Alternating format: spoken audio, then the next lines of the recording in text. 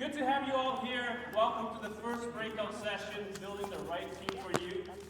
So I want to ask the question, who here is on a team or leading a team right now? Wow, 1/3 of you. Who here is looking to start your own team? A couple of you, good. So we all know that in this industry, there are more and more teams, real estate teams out there.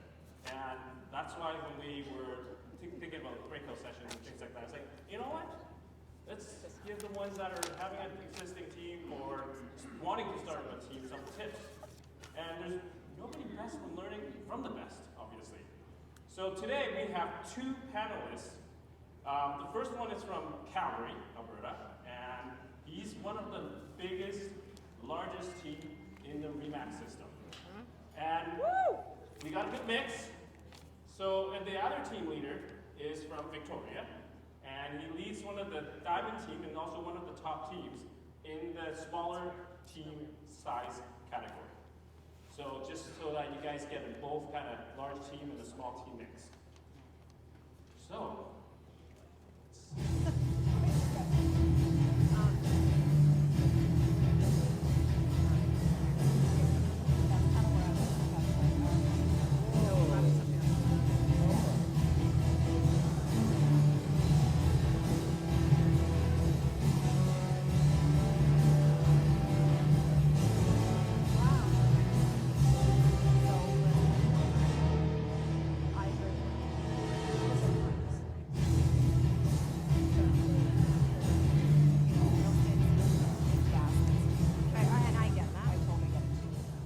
please help me welcome Justin Hammer, RE/MAX First, Calgary, Alberta, and Tony Jones, RE/MAX Private Properties, Victoria, BC.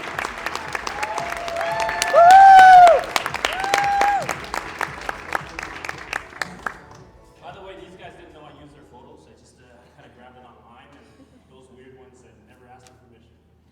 So, social media. Social media. Well, you posted online, so you better let it go already. That's how it goes, exactly. Social media, you load it on there, it's going to be there forever. Talking about that forever, the guy earlier speaker talked about blockchain. You know, when that happens, social media, everything is really going to be on there forever. You can't even hit delete or anything. But anyways, I know you guys are extremely busy guys, and thanks for being here, first of all. But my first question is, how do you guys even have a life? Like, seriously? Justin, want to start? You're asking the wrong person. To create freedom, build a team, they said. I would caution anyone with that mindset. I think, obviously we all get into real estate to build a career, but in my eyes, real estate is a lifestyle. There's no balance, there's rhythm. And you got to figure out what works best for you and, try to take some downtime when you can. Otherwise, you're probably tossing and turning at night thinking of the next thing to do. That's great. And Tony, I know not only do you do a lot of real estate transactions yourself, but you are full on in terms of community work and BCREA and stuff like that. And how do you manage that, all that stuff? Well, that's the whole idea, having a team and having people with you, right? Because, like many people here, I started off as a single agent. So, I remember doing everything, buyers, sellers, all that kind of stuff. And it's hard, I get it. It's hard with time. Somebody asked the question of Nick earlier about balance and stuff. It's just working that schedule, right? Working that schedule. So you guys use like a CRM to keep track of your life? Google Calendar. Google Calendar, awesome. Yeah. Awesome. So you guys obviously have very different team structure altogether. You have, about 70 agents or so. 65 agents. Yes, 65 agents. And Tony, how many agents do you have? Myself and 2 licensed agents, 3. 2 licenses, so 3 agents. You're both very successful, in each category in terms of the size of the agent. But what was going through your mind when you started the team? Well, let's go back to the beginning when you started the team first, and then we'll talk about why it is today, why it is, the size it is now. But when you first got into real estate, you want to start a team. What was your mindset with the team? Like, did you always want it to be like a 65, 70-man team at the beginning, or? I just wanted to be an agent. And I think just organically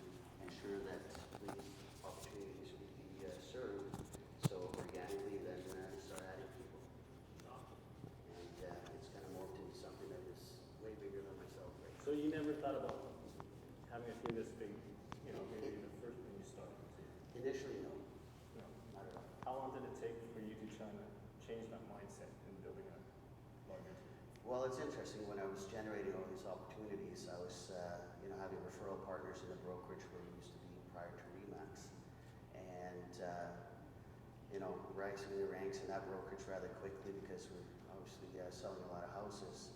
The brokerage mandated that I start a team as of January 1st, 2010. So that's when Justin Hammond Associates officially started.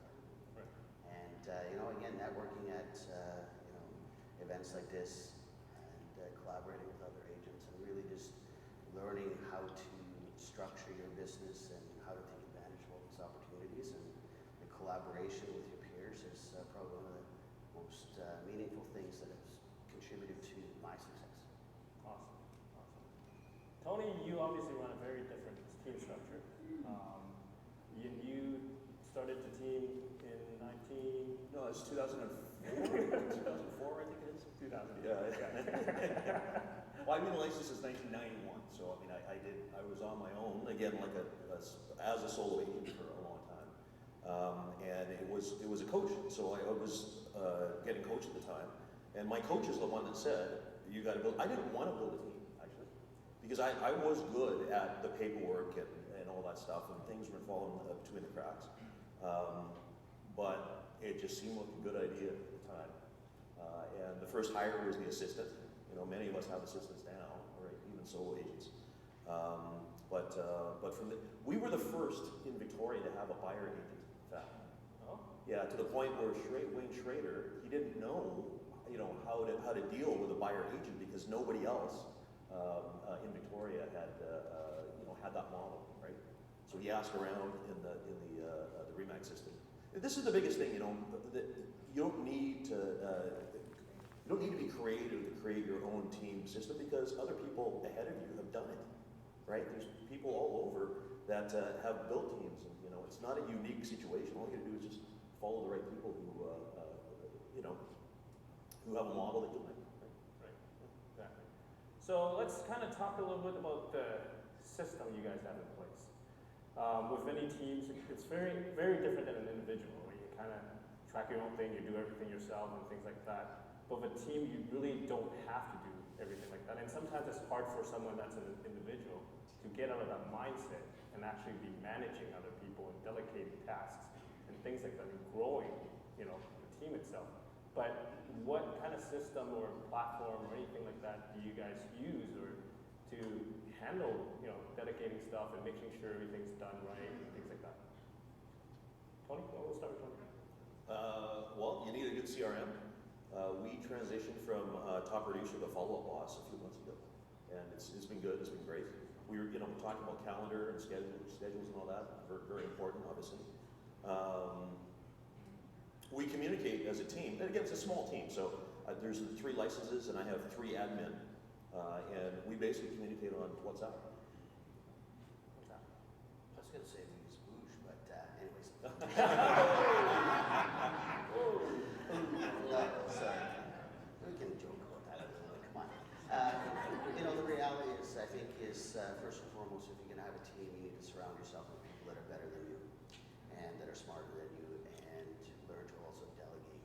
And using a CRM like Follow Up Boss is a system that we've now used for 5 years, and you really got to systemize the entire seller process, buyer process, and teaching the agents is another major and big component to our success. And we use a software they call Trainio that we really help build out, pretty much everything when it comes to every aspect of the business, even when there's even tasks of admin and social media. We really systemize and have everything, basically an entire playbook of every role in the organization. We use Slack as a form of communication. We use Bamboo HR from the HR side of things. And, again, there's quite the tech stack that we use to support everyone. Right. And, but most of all, majority of the business is in that CRM. And we are very, very committed to using that as a whole organization. If it's not in the CRM, it didn't happen. Right.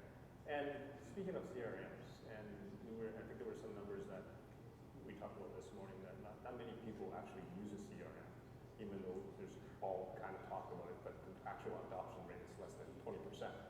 But how do you, for example, Justin, specifically in your case, and Tony's too, how do you enforce or, your teammates? It's not an easy process, and I think, how do you make sure that happens? You can ask him. There's a few sitting here right now. I think it all comes down to setting the right expectations within the organization, and it starts at the hiring table. These are the expectations when you're going to be working with us as an organization. CRM creates accountability, and you also got to have permission to hold people accountable to using the system and following your processes, and I think it's incredibly important to do so. If you don't follow our process, you may not be the right fit for our organization. Let's shift a little bit here. Every team has, I believe, a subculture, you would say, how you want to identify yourselves. Especially if you're looking for new team members and you're recruiting them in, like, they want to belong to something they believe in or people that are in the same mindset and things like that, right? So for you guys, I guess, what kind of culture have you guys established for your own team? Because every team's unique to themselves. So maybe start with Tony.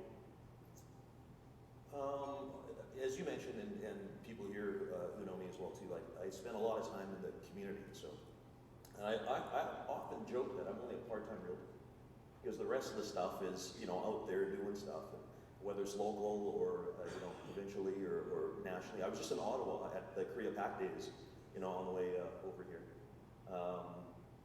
Getting to the culture there, I feel that the appeal of team members over the years has been. We're heavy repeat referral business. So, and a lot of that comes from the centers of influence or circles of influence out there in the community. So I think a big appeal has been just being part of that community piece. Right. Because that is a hard thing for someone to build on their own, right? And that's another reason, because you have to offer potential teammates or team members a reason to join, right? Right. Yeah, not necessarily just leads, not necessarily just an assistant. The culture.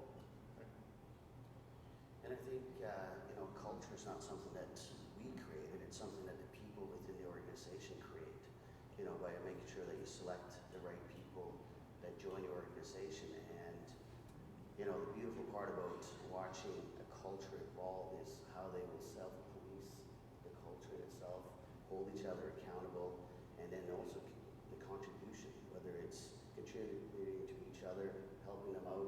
When somebody's in a pinch, for example, we had one agent that had, a family member get sick, and this team member had 14 appointments in a single day. And within 30 minutes, we had team members stepping up on a Saturday, and every single appointment was taken care of. There was some offers written and accepted while he was tending to his family. And, I get to sit back and watch and kind of pinch myself to see the collaboration that goes on within the organization, and it's a true team where people are also handing off opportunities to one another because they may not have the ability to serve a client at that time.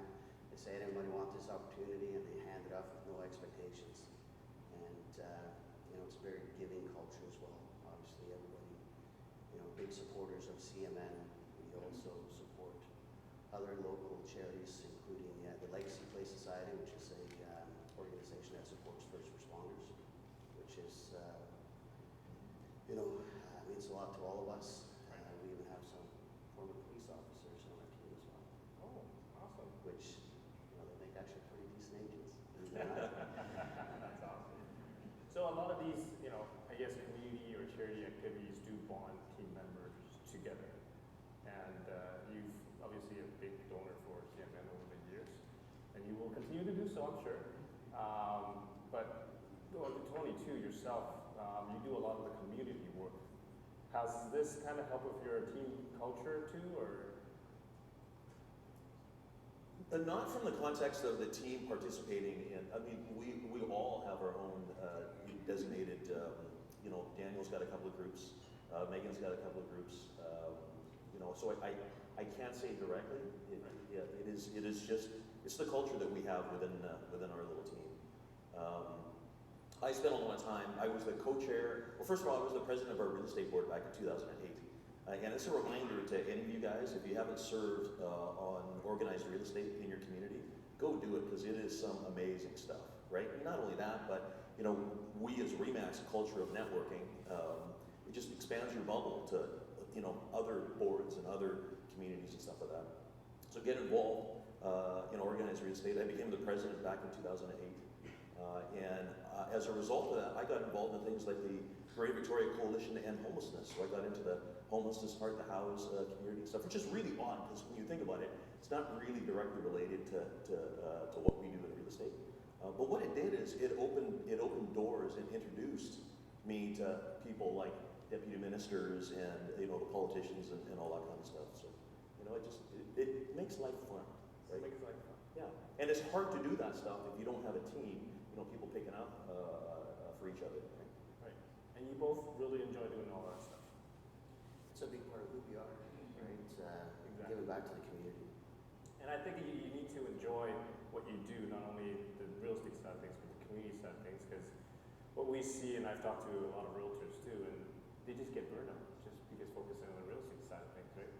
And they don't know what to do. So whatever you do, yes, we all want to be successful and things like that, but pace yourself, right? Don't overwork yourself. The last thing you want to happen is, 1 or 2 years you do really well and then you're out of the game forever because you can't get back because you're burned out. But I think these activities that you yourself and your team does really help in terms of having a balanced mindset and going about real estate and continue moving on, right? Because you're literally working with the community. I think it's important to stay humble in this business, and doing the charity work within your community, is a good reminder to us all to stay grounded, and very grateful for the lives that we get to create for our families through this amazing industry, and using this as a vehicle to create those memorable experiences and also help those in need. Yeah, awesome. So I have a question, a little bit, you can answer it however you want it. Team members, when they join, they always obviously want to join the team because, they don't want to do the trial and error and stuff like that, but also it's a stepping stone in terms of getting into real estate. Financially now, we want to talk a little bit, when you recruit them, what do you have like multiple structures when you recruit them in terms of fees that you would charge, splits and things like that for a different experience level or things like that? Mine's pretty simple, actually. So, generally speaking, my team members work with buyers, and I remain the listing agent. Which, again, from a time economy standpoint, the cycle is a lot quicker with or shorter, I should say, as far as fewer hours are concerned with working with listings, and being able to be away and not have to worry about having to show somebody something tomorrow, right? You negotiate listings when you're remote. Clients don't even know you're away, right? So, generally speaking, my buyers get all the buyer leads, and it's a 50-50. It's easy. So we just split, and as I mentioned, most of our business is repeat referral anyways. So when you think about it, as a team member, one of mine, she just got licensed July 2021, just over a year, and she did 33 transactions in 12 months, right? And just thinking about, like, she's 20, I think she's 28 or 29, so she's young. She did not need to work for leads.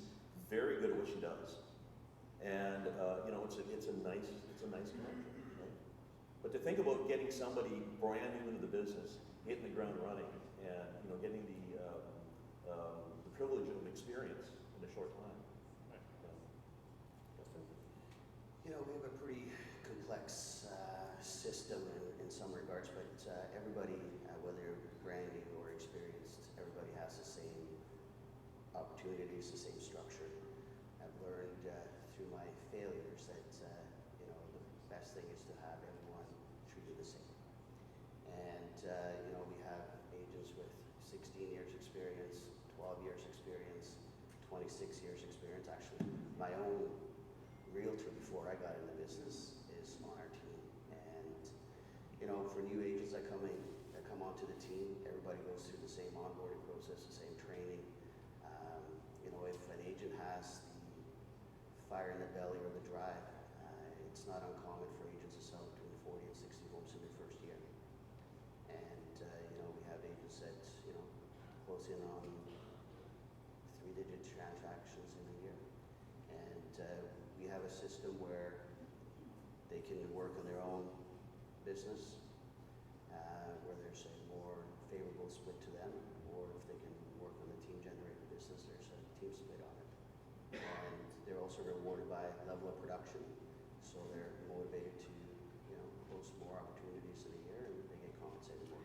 So. Awesome. So we're going to open it up for a couple questions from the crowd in a little bit. So before I do that, I do want to ask for, if there was one thing on Teams, obviously, one tip that you would give for the audience here, what would it be? If, say someone wanting to start a team tomorrow, what would one tip you want to give to that audience? You got to have admin person. You got to have the right person in the background just running the team. Now, I mentioned that we switched our CRM earlier this year. I could never have done that on my own. So to have a admin person that takes care of all that stuff, the value of a strong admin person is unbelievable. So if I was to do this all over again, there's many things I would obviously change, but I think the most important hire, as Tony said, is an admin. Then have that admin work and systemize your business. How you do every single process, from working with buyers to sellers, how you do a CMA, and then create your manual for how you do the business. Then get to a certain level of production where you can't handle any more business. Then you look at adding additional support. I see so many people just build a team without the ability to support the other people that they bring on within their organization. You are essentially, in my opinion, responsible to put food on the table and move over the head of the people that you bring on your team. And I think it's important to remember that, because it's not all about bringing on 5 agents and saying, well, hey, we have a team, but we don't have any business. Awesome. Thank you. So we have a couple minutes for maybe 2 or 3 questions up there. I see people already very eager to raise their hand. So he's already there you go. Thank you. Hi, this question is for Tony. Tony, we're also repeat business and 97% referrals.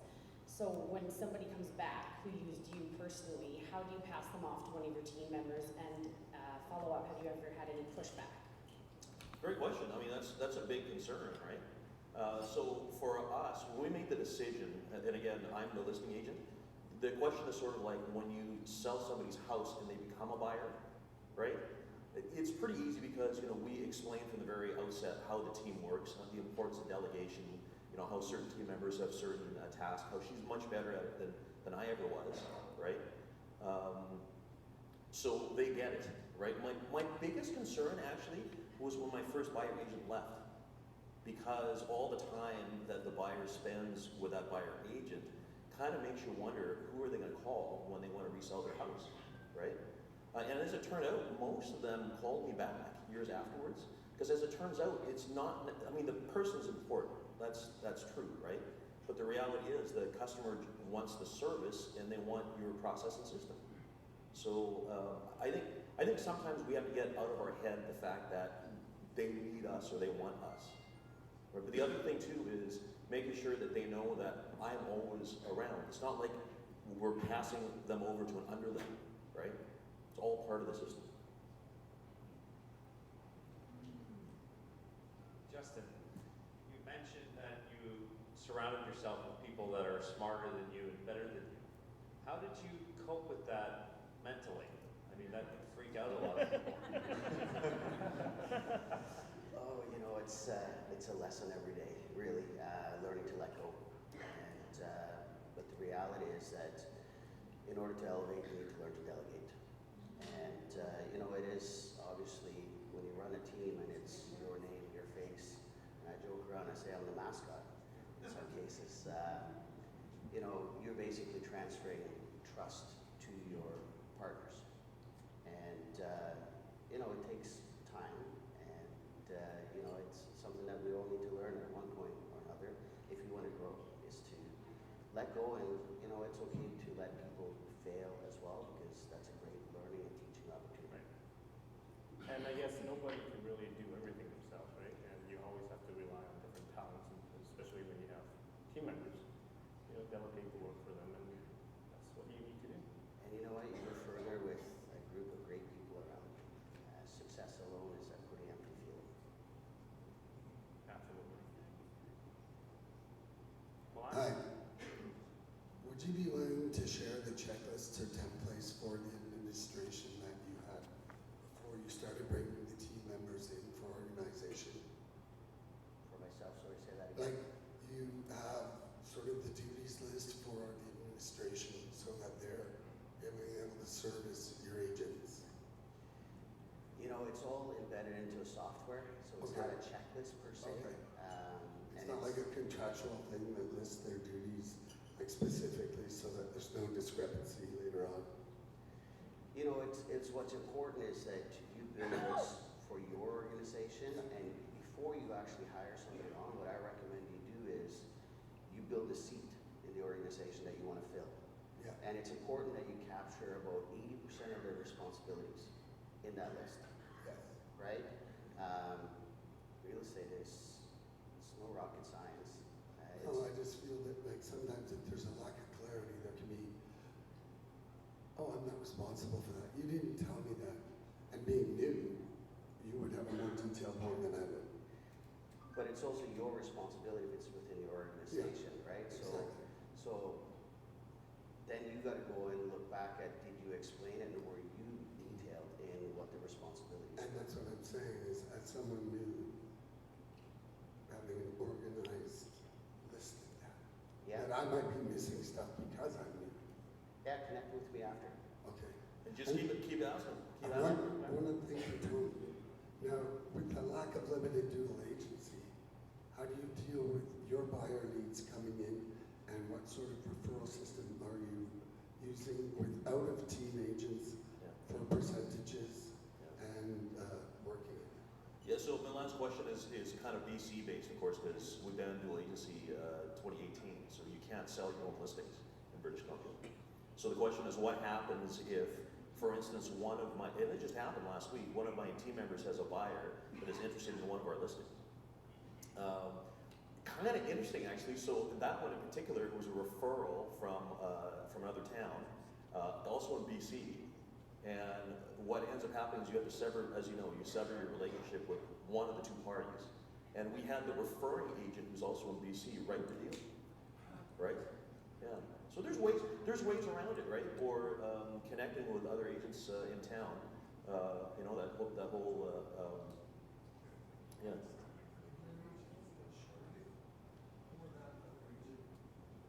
So did our agent still show it? Yes. Yeah, full disclosure, of course, always have to disclose to the seller. I'm one of the instructors for a provincial association, so we teach all this whole disclosure stuff, right?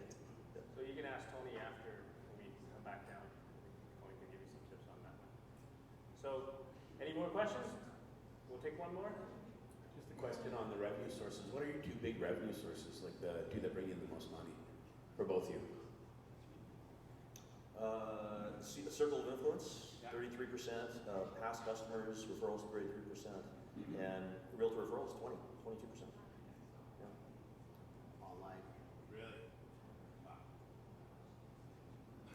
That's it. That's it. Online. Well, we have 12 different websites in the marketplace, including Calgary.com, and you know, from like I said from the very beginning, I'm obsessed with search engine optimization, and we have multiple websites that rank really high that generate a ton of traffic, and that is by far the most profitable lead source for us. Actually interesting, because I believe in Vic this morning you said, you know, especially when market's changing, are you putting more marketing dollars out there, or are you scaling back a little bit? Well, if you want to grow, you got to add to it. So yes. Exactly, so. And you know, like, I mean, how many here are from Alberta? Right, 2015 to 2020. It was a tough market for all of us, and we have experience in a tough, challenging market. And you know, we know that it requires a different skill set to work in a different market. And yes, conditions are a real thing. Awesome, awesome. Well, thank you both for